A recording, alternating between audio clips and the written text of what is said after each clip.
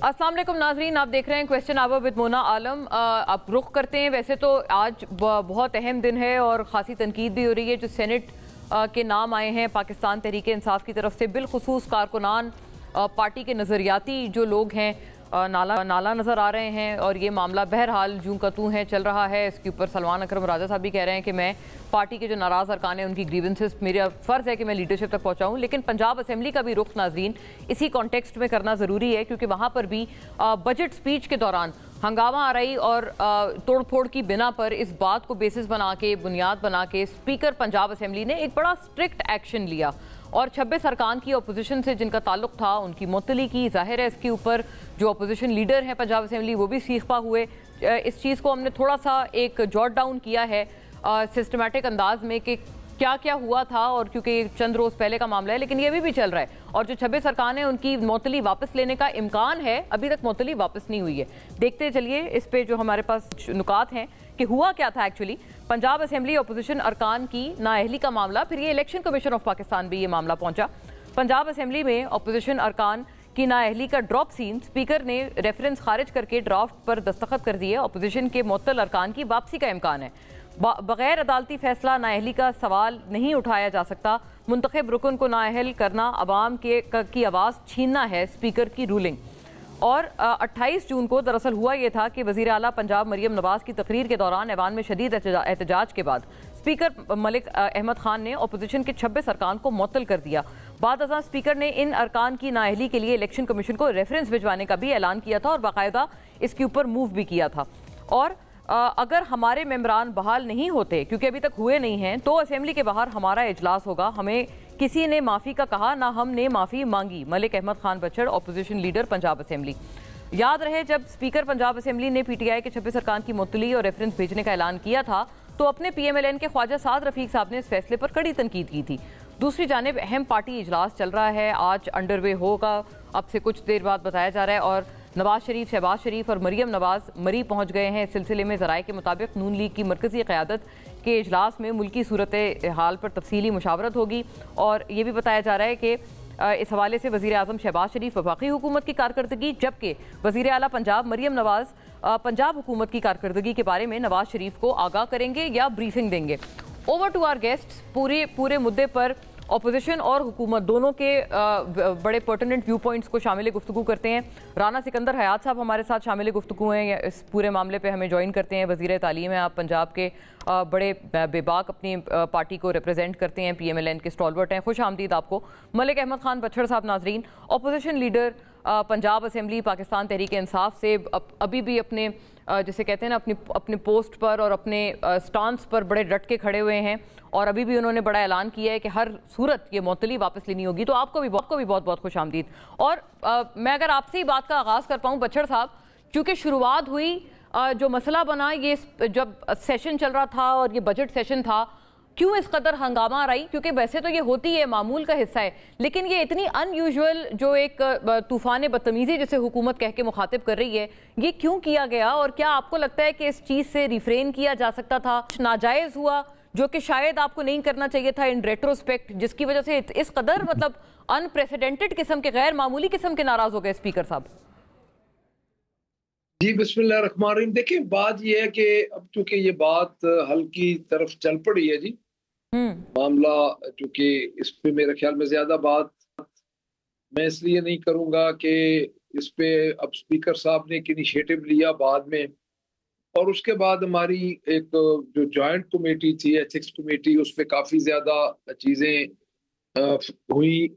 गाली जो है जी वो जिस तरफ से भी आए उसको तो जस्टिफाई नहीं किया जा सकता। बिल्कुल सही बात है। एहतजाज हुकूमत का हक है और मैं ये समझता हूँ कि उस हक को, हमारा एहतजाज को हुकूमत ने भी तस्लीम किया है। और उस दिन जो अब्यूज लैंग्वेज हुई दोनों तरफ से हुई, उसको दोनों तरफ से ही हमने भी कहा। मैंने भी उस कमेटी में यही बात की। तो स्पीकर साहब भी थे, मियां अहमद मुजतबा शुजाउर रहमान साहब पार्लिमानी अमूर के मिनिस्टर थे, सलमान रफीक साहब थे, राना साहब तो मौजूद नहीं थे उधर, तो इनके सीनियर मेंबरान सारे थे। तो वो तो जो हुआ है वो उसको तो बिल्कुल जस्टिफाई नहीं किया जा सकता किसी की लीडरशिप के लिए भी कि बंदा अब्यूज लैंग्वेज इस्तेमाल करे। दूसरी बात यह है कि जो रेफरेंसेस थे हमारे खिलाफ को एप्लीकेशंस गई थी, उस पे स्पीकर साहब ने हमारी हियरिंग बुलाई, तो उस वक्त भी तजवीज़ यही दी गई कि आप एथिक्स कमेटी है उसमें बैठ जाएं और हम सियासी लोग हैं, आपस में आप असेंबली का मामला है इसको आप हल कर लें। तो फिर हमारी 2-3 सिटिंग्स हुई, साथ साथ मीडिया को भी आप बाहर आके टॉक करते रहे।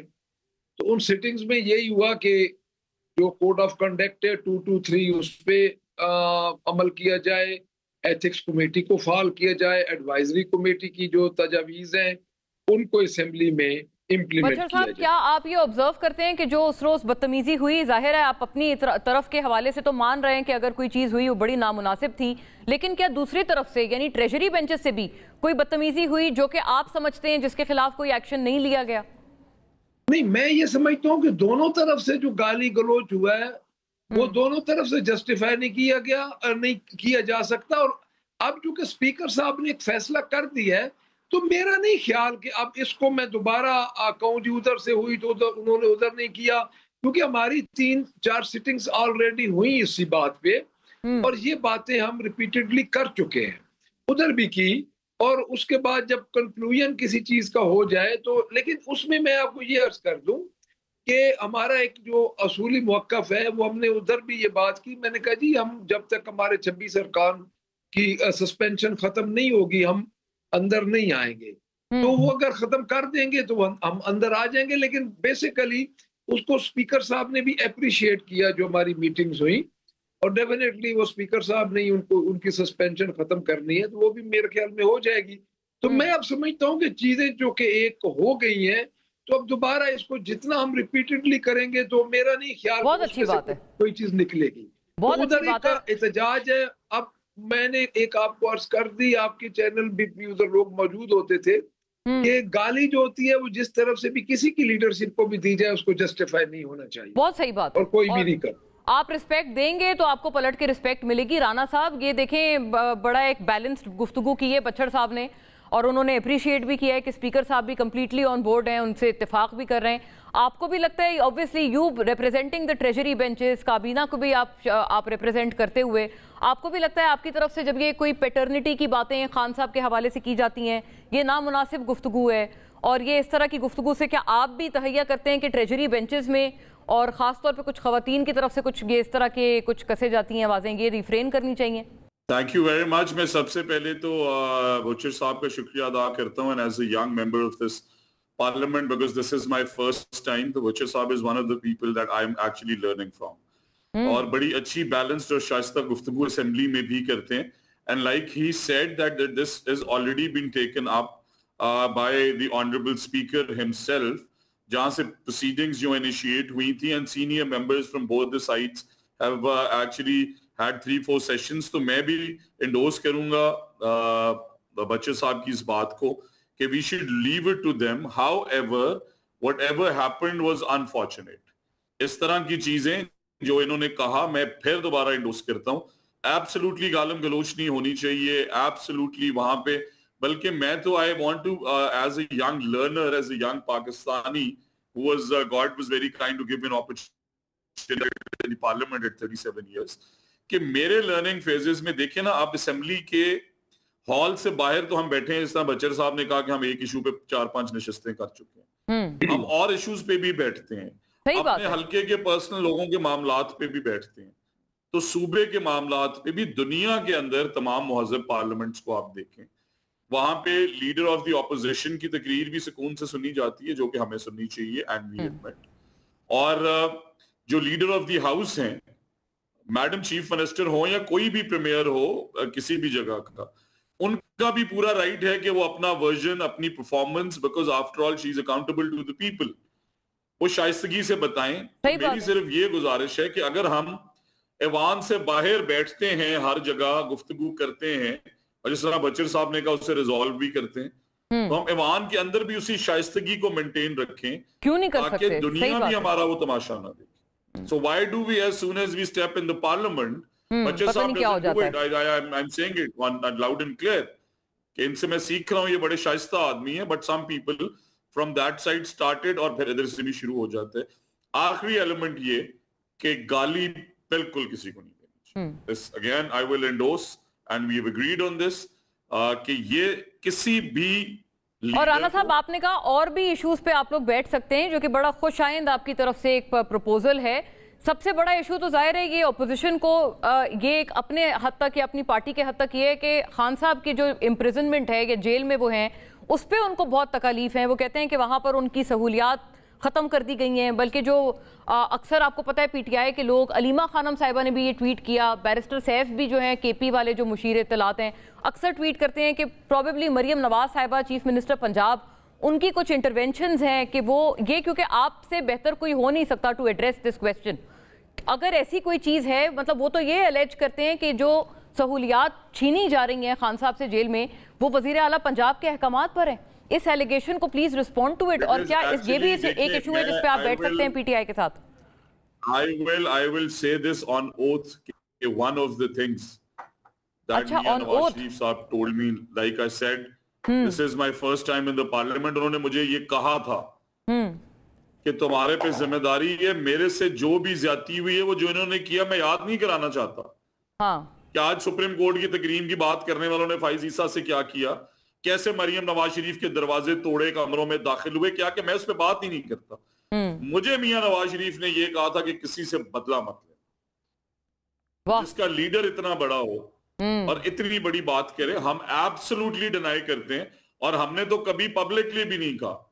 میں تو اس جماعت سے تعلق رکھتا ہوں کہ میرے لیڈر جو ہیں وہ گئے عمران خان صاحب کا پتہ کرنے, ان کی تیمارداری کرنے جب انہیں انجری ہوئی اتنی سیریس.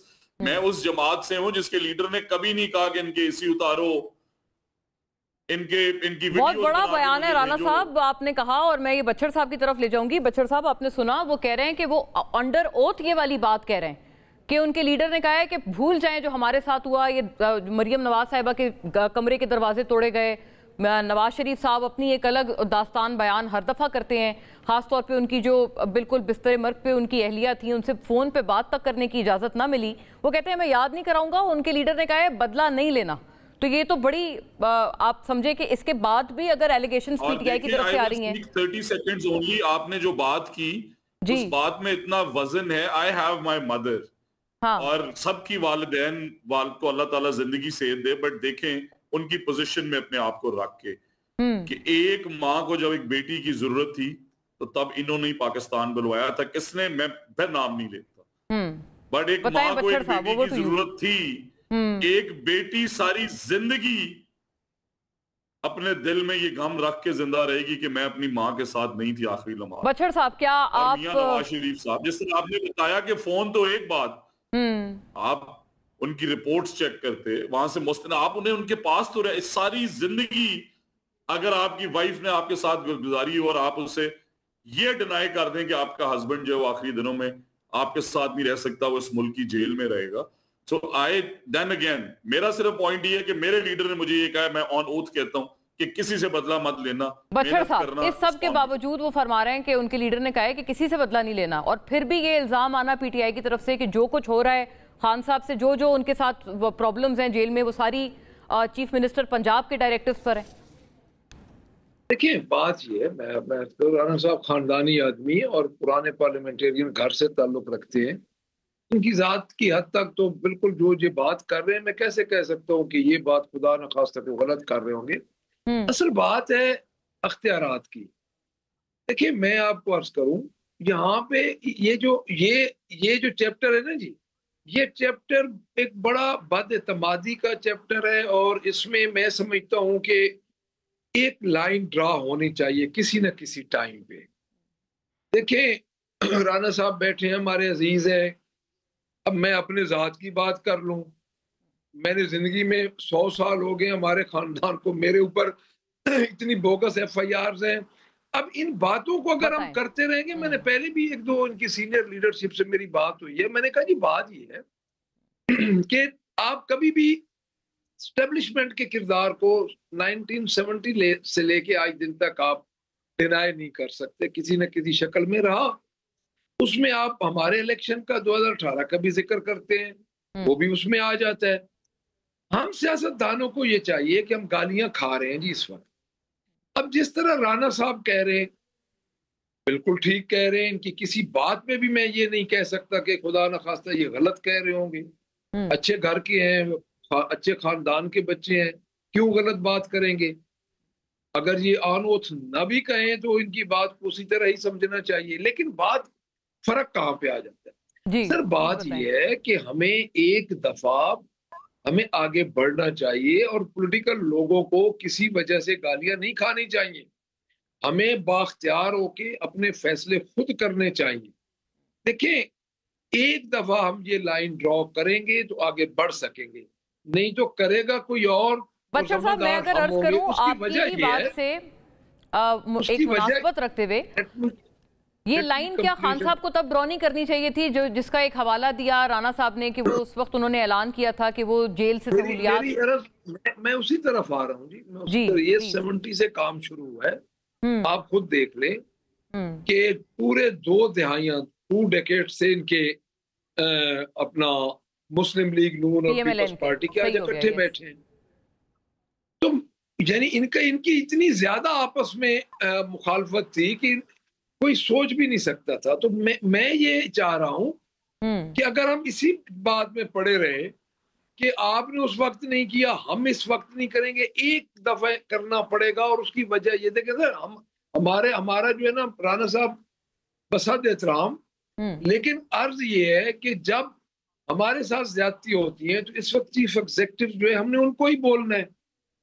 अब वो कहते हैं हम हमारे ज़हन में ही नहीं है, हम बदला नहीं ले रहे और हमें भी कुछ अंदाजा है, तो हम बाख्तियार क्यों ना हो?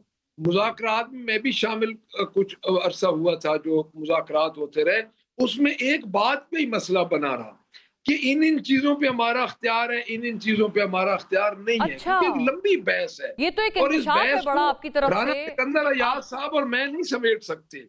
मलिक साहब, आपकी तरफ से बड़ा इंकशाफ है। आप कहते हैं कि जब पंजाब हुकूमत के साथ आप मुज़ाकराती मेज पर बैठे, बहुत बड़ा रिश्ता है, तब इन्होंने कहा कि कुछ जगहों पे हमारा इख्तियार है और कुछ जगहों पे इख्तियार नहीं है। मतलब ये बाकायदा कंसीड किया गवर्नमेंट ऑफ पंजाब ने आपके साथ?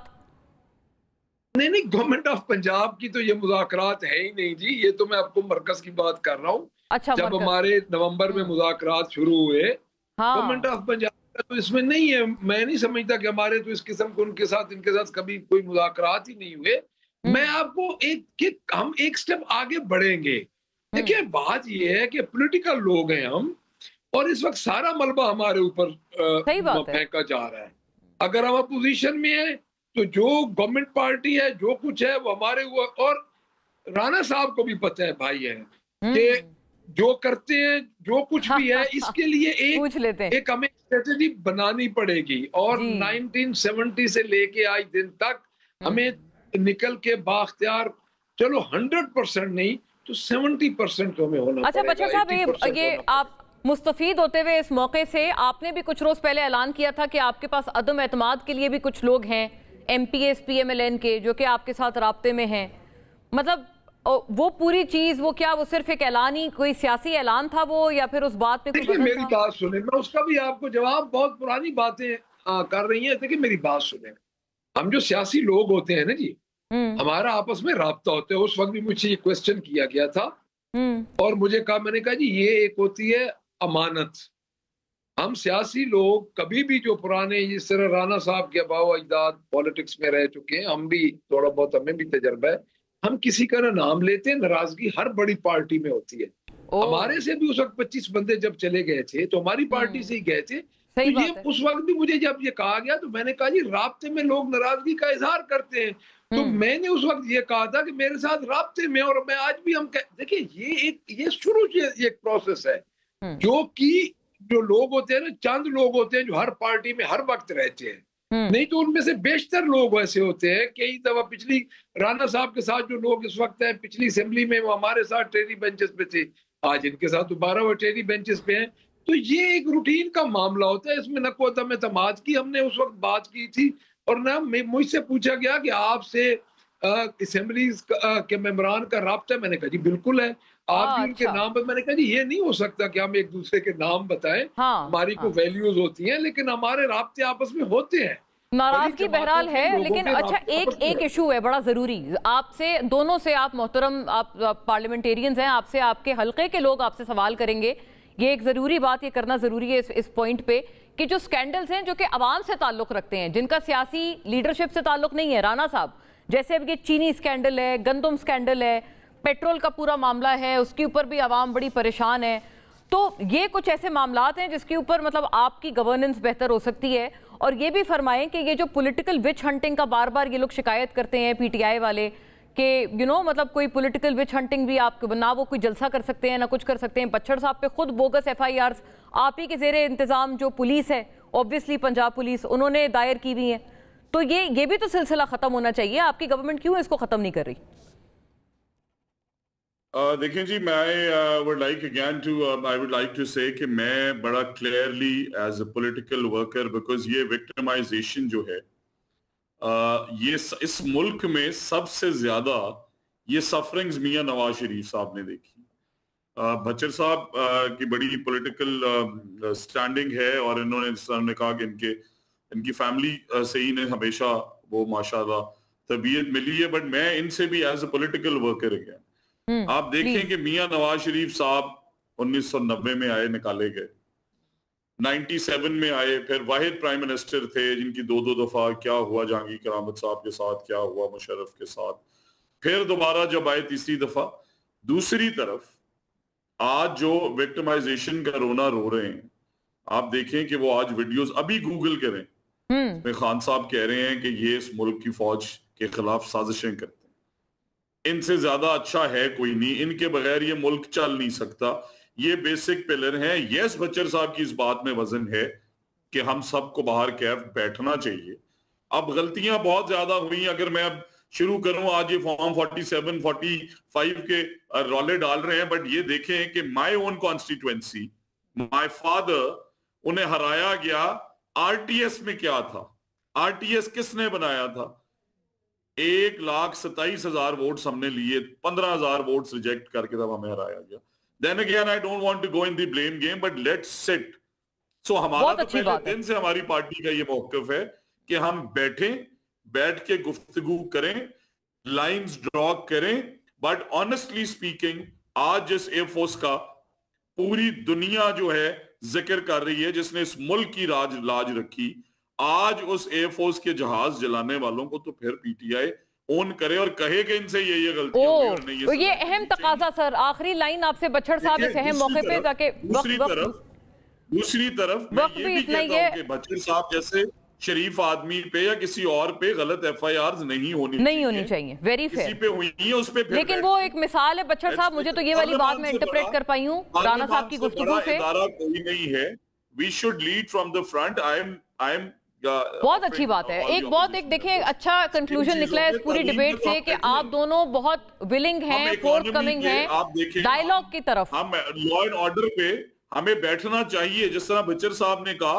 कि अगर हम असेंबली के वाहनों से बाहर, और सही कह रहे हैं, ये आपस में राब्ते होते हैं।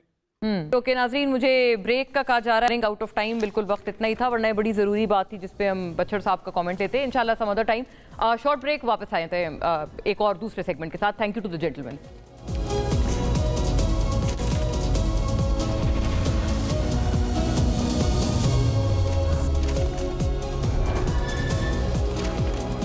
वेलकम बैक नाजरीन। थोड़ी मईशत की तरफ नज़र डालना ज़रूरी है, चूँकि मैक्रो इकोनॉमिक फ्रंट पर हुकूमत वक्त दावा कर रही है कि बहुत ऐसी अनप्रेसिडेंटेड कामयाबियाँ मिली हैं हुकूमत वक्त को, शहबाज शरीफ लेड प्राइम मिनिस्टर शहबाज शरीफ लेड गवर्नमेंट को। तो इस तरफ थोड़ा इसका एक एनालिसिस भी कर लेते हैं, थोड़ा क्रिटिकली भी इन नंबर्स को, इस डेटा को देखते हैं। And to join us on the matter we have none other than doctor Hafeez Pasha with us on board, साबिक वफाकी वज़ीर ख़जाना, हाईली एक्लेम्ड इकोनॉमिस्ट, मायनाज इकोनॉमिस्ट। आपको बहुत खुश आमदीद डॉक्टर हफीज़ पाशा।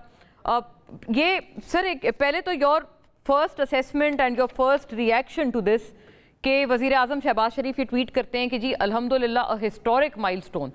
14 साल में वो कहते हैं पहली दफ़ा पाकिस्तान ने $2.1 बिलियन का एनुअल करंट अकाउंट सरप्लस यहाँ पोस्ट किया है, और ये 22 साल का रिकॉर्ड हाई है, और driven by record remittances, rising exports and a laser focus on structural reforms.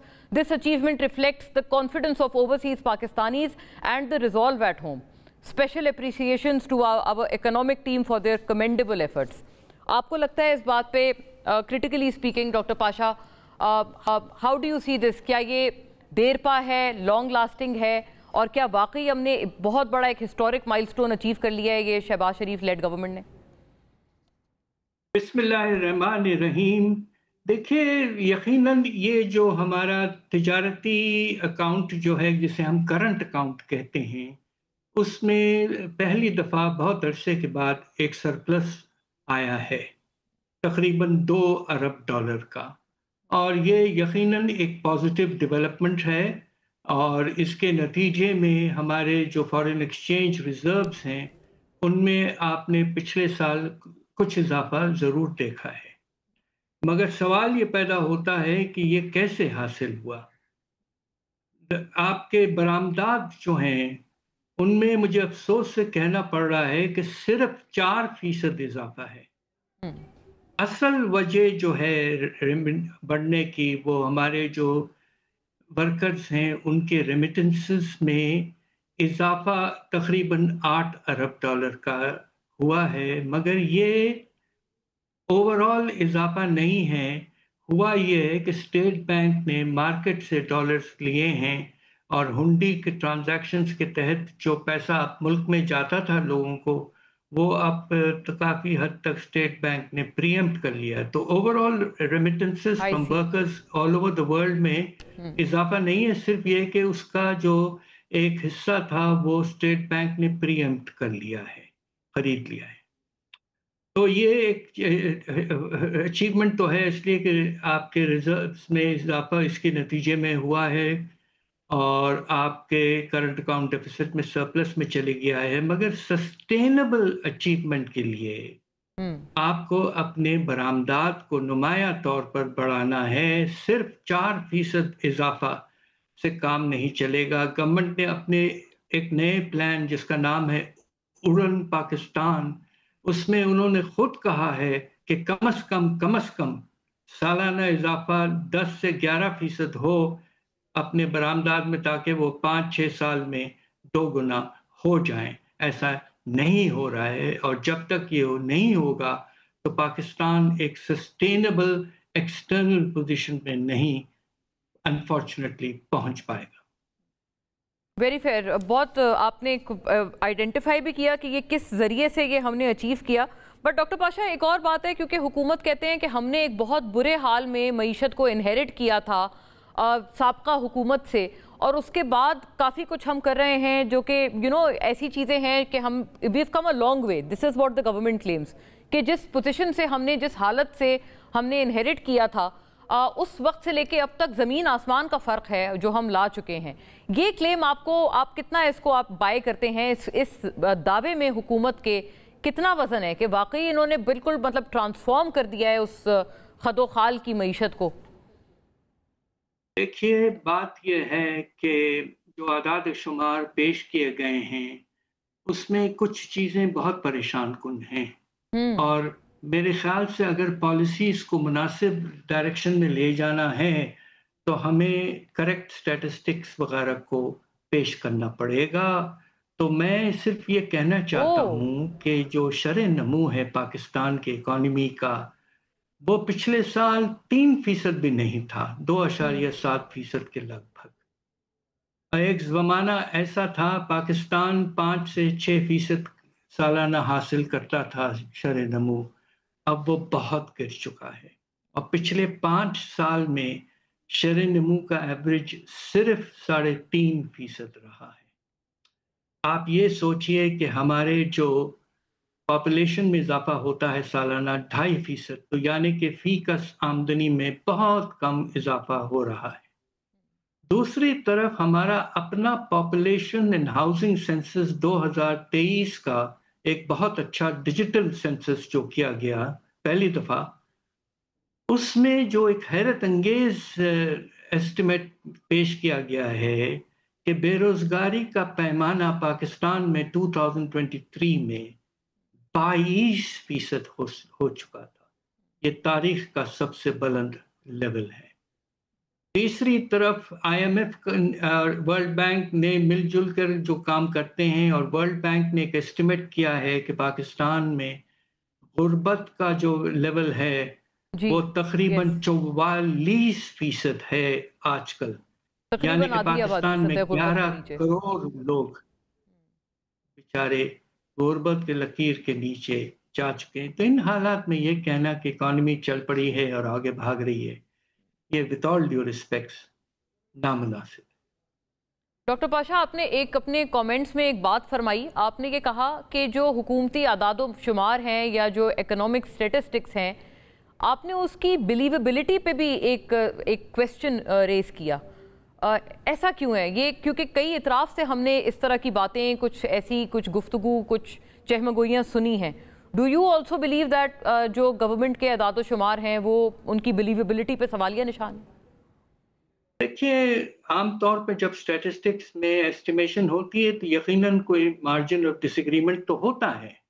یہ بھی ہو سکتا ہے کہ گورنمنٹ نے کم بتایا ہو کسی چیز کو۔ اب آپ افراط زر دیکھ لیجئے، پیمانہ پچھلے سال 3 سے 4% پر گر چکا تھا، جو کہ ایک بہت بڑا اچیومنٹ ہے، اور میں مانتا ہوں کہ یہ یقیناً ایک اچیومنٹ تھی ہمارے ملک کے حالات میں بہتری کا، مگر اس میں کچھ چیزیں ابھی بھی پریشان کن تھیں۔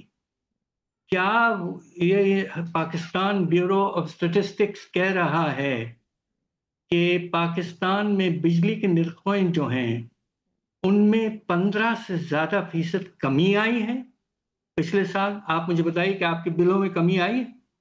میرے بل میں تو کم از کم کمی نہیں آئی۔ جی، یہ اس طرح کا ذکر کرنا نامناسب ہے۔ دوسری طرف آپ جو ڈی ڈی پی کا گروتھ ریٹ 2.7% کہہ رہے ہیں پچھلے سال، اس میں ہمارا جو پاور سیکٹر ہے، الیکٹریسٹی اور گیس کا سیکٹر، اس میں آپ گروتھ ریٹ 28% بتا رہے ہیں اضافہ۔ ماشاءاللہ، بڑا کامیاب سیکٹر ہے، جبکہ پاور جنریشن میں کوئی اضافہ نہیں ہے۔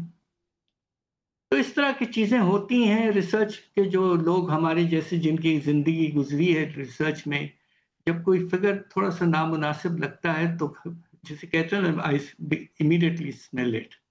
تو اس لیے تھوڑی بہت کوشش ہونی چاہیے کہ جتنا بہتر ہو سکے اور جتنے ریئلسٹک ہو سکیں۔ ڈاکٹر صاحب، ایک بات اس میں یہ بھی ہے کہ کچھ فیصلوں پہ خاصا عوام پریشان ہے، کہ جیسے جو یہ پیٹرول کی قیمتوں کا معاملہ ہے، کہ مطلب ایک عام فہم زبان میں، لے مین ٹرمینالوجی میں، پوری دنیا میں پیٹرول کی قیمتیں گر رہی ہیں، لیکن پاکستان کے لیے لیوی بھی آپ کو پتہ ہے، وہ بھی جو ایک پی ڈی ایل پہ بھی جو لمٹ تھی، وہ بھی جو ایک پارلیمنٹری ایک لمٹ تھی ایک ایکٹ کے ذریعے، وہ بھی ختم کر دی گئی ہے۔ پھر ایک کاربن ٹیکس بھی ایک نیا طرح کا ایک ٹیکس ہے جو کہ عائد کیا گیا ہے اس مرتبہ بجٹ میں، جو کہ آئندہ بھی بتایا جا رہا ہے مزید بھی بڑھایا جائے گا۔ یہ کچھ اس طرح کی چیزیں ہیں جس کے اوپر کافی عوام کنسرنز ریز کر رہی ہے۔ یہ آپ کیسے اس کو آپ سپیل آؤٹ کرتے ہیں؟ کیونکہ حکومت تو کہتے ہیں کہ ہم وہ پیسہ ترقیاتی منصوبوں میں لگائیں گے بلوچستان میں، یا ایک مرتبہ انہوں نے یہ بھی کہا تھا کہ ہم یہ جو یہاں ہم سیونگز کریں گے یا یہاں جو ہم کمائیں گے پیٹرول کے نرخوں کے ذریعے، وہ ہم لوگ بجلی کی قیمتوں میں کمی کے شکل میں عوام کو منتقل کریں گے۔ تو یہ ان اکنامک ڈیسیشنز کی کیا اس کی ریشنلٹی ہے؟ بات دراصل یہ ہے کہ پیٹرول کا جو ٹیکس بیس ہے وہ سب سے بڑا ہے، یعنی کہ جو ویلیو ہے پیٹرولیم پروڈکٹ کے استعمال کی، وہ ملک میں ایک بہت بڑا پیمانہ ہے۔ اب سوال یہ پیدا ہوتا ہے کہ آپ نے دیکھیے پیٹرولیم لیوی تقریباً 80 روپے فی لیٹر تک پہنچا دیا ہے جی، اور پھر اب 2.5 روپے سے شروع کیا ہے کاربن لیوی، اور اس کو تقریباً اگلے 1 سال میں 2 گنا کر دیں گے۔ باہر تھوڑی سی ایران اور اسرائیل کی جنگ کے بعد میں قیمتوں میں اضافہ ہوا تھا، کچھ کم ہوا ہے، مگر ابھی بھی پچھلے 2 مہینے سے قیمت کوئی $5 سے $8 زیادہ ہے فی بیرل۔ تو اب سوال یہ پیدا ہوتا ہے کہ ابھی جو پچھلے دنوں بڑھائی گئی ہے قیمت، میری اپنی رائے یہ ہے کہ دیکھیے جو پروڈکٹ ہیں موٹر اسپرٹ اور ہائی سپیڈ ڈیزل، آپ نے موٹر اسپرٹ کی قیمت کم رکھی ہے اور ہائی سپیڈ ڈیزل آئل کی قیمت زیادہ رکھی ہے۔ High speed diesel oil trucks وغیرہ میں استعمال ہوتا ہے اور ٹرانسپورٹیشن آف سامان وغیرہ کے لیے زیادہ استعمال ہوتا ہے، اور موٹر اسپرٹ پرائیویٹ کارز وغیرہ میں زیادہ استعمال ہوتا ہے۔ सारी दुनिया भर में टैक्स का निज़ाम बिल्कुल मुख्तलिफ है पाकिस्तान से। बाकी मुल्कों में आम तौर पे मोटर स्पिरिट पे टैक्स ज़्यादा होता है और हाई स्पीड डीजल ऑयल पे कम होता है, ताकि जो कीमतें हैं बेसिक नेसेसिटीज जो ट्रांसपोर्ट होती हैं, खाने पीने की अशिया, दुरुस्त उनकी कीमतों उनकी कम में रहे, कुछ अशिया की कमी कीमतें। आ जी। सके। तो ये मुनासिब पॉलिसी होनी चाहिए। हमने इस पर राय अपना दिया है, अब देखिए क्या होता है। Dr. Pasha, lastly, please do also comment on this cryptocurrency venture. ये एक नया एरिया है जहाँ पे पाकिस्तान ने आपको पता है, आपके इल्म में है कि वेंचर किया है। ये किस तरह से आप आगे देखते हैं कि हमारे लिए अनफोल्ड होगा, और how do you see this, ये पूरी चीज़ के ऊपर आपका क्या व्यू है?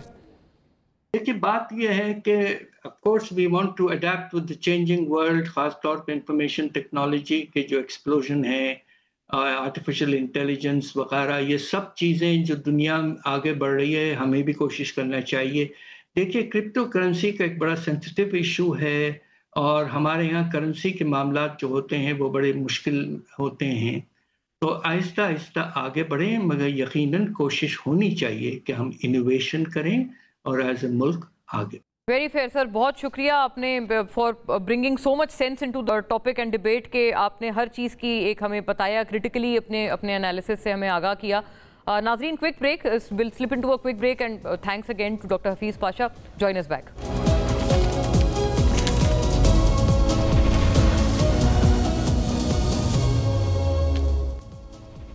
वेलकम बैक नाजरीन। हमारे साथ इस सेगमेंट में थोड़ी एक और नज़र डालते हैं एक बहुत ज़रूरी मामले पर, चूँकि इंडस वाटर ट्रीटी के ऊपर अब इस दफ़ा काफ़ी बात हो रही है, बिलखुसूस जब से भारत ने पाकिस्तान की तरफ एक धमकी दी है काफ़ी पहले से, और उस डिज़ाइंस में ज़ाहिर है पाकिस्तान को अपनी वाटर सिक्योरिटी इंश्योर करने के लिए, और इंडस वाटर ट्रीटी जो कि बैनुल-अक़वामी ट्रीटी है आर्बिट्रेटेड, उसकी पासदारी को इंश्योर करने के लिए Pakistan of course will go the extra mile, और इस पे हम लोग ज़रा बात करते हैं। हमने पिछले भी गुज़िश्ता अपने कई प्रोग्राम्स पे इस पे इंटरनेशनल इनपुट्स शामिल किए। Today as well we've got an international input on the matter. Laurie A. Watkins joins us on the subject. She's an acclaimed author, political commentator. Very warm welcome, Laurie. I'm happy to host you. Just a starting remark regarding the Indus Water Treaty as to how important it is, in your opinion, to maintain the peace and cooperation regarding water security between India and Pakistan. Well, the IWT is just one of the few success stories between Pakistan and India and their relations, and it's a rare example of the two countries either having to work, being forced to work together, or not, that they have to come together in order to get this very precious resource, which is water. And it should not fall upon any country around the world to use water or a natural resource as a weapon of war. This is a rare example of sustained cooperation between the two countries, and I think that this could be a catalyst for moving forward for the two.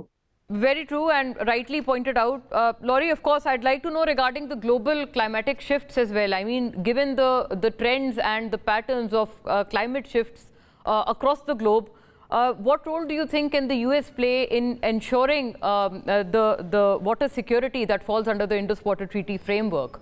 Well, the United States can certainly serve as a convener and support regional climate adaptation.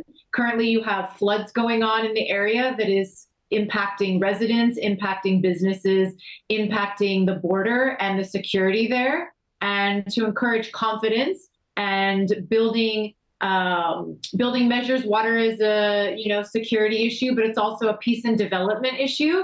And this is one of the ways that, not as, I don't want to say as a mediator between the two countries, but I very specifically word convener. I understand.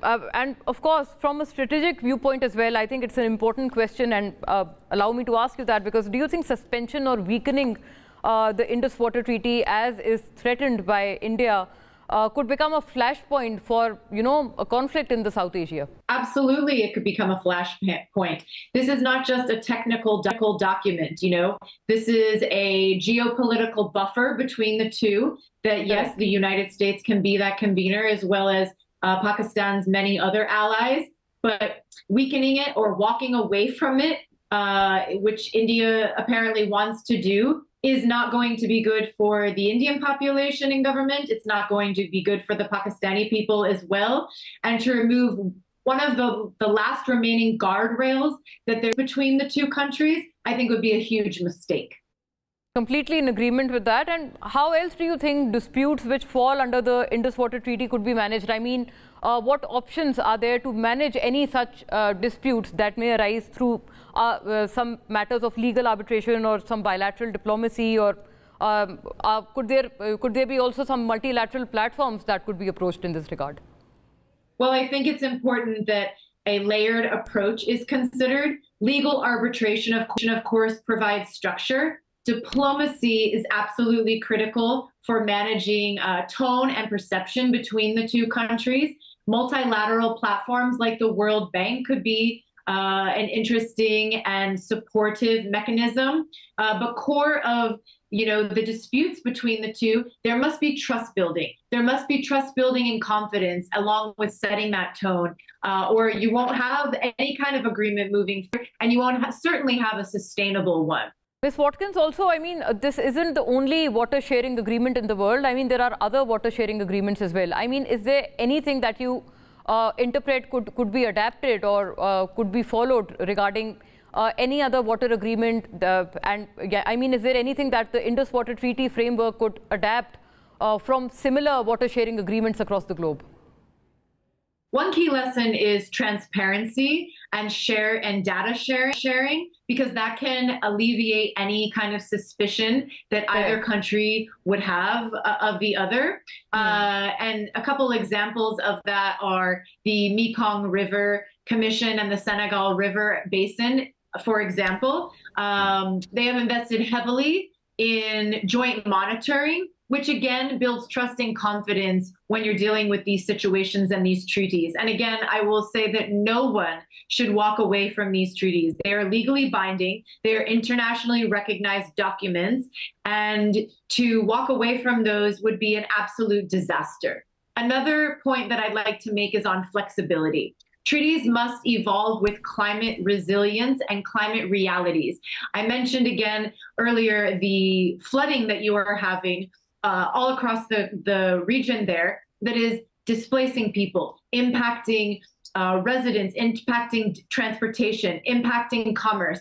When you have that snow melt coming from the mountain tops and the caps and those rivers start to overflow, those go into communities. And we are well aware of the streets, anything that's on those streets, like garbage or anything that shouldn't be there or that's waiting to be picked up, all of that will start to flow and go and cause pollution, cause displacement, and cause disruption for the Pakistani people. I think strengthening the IWT doesn't mean replacing it. Right, walking away from international treaties could be disastrous. I thought that was a very strong statement. Grateful for your time, Laurie Watkins.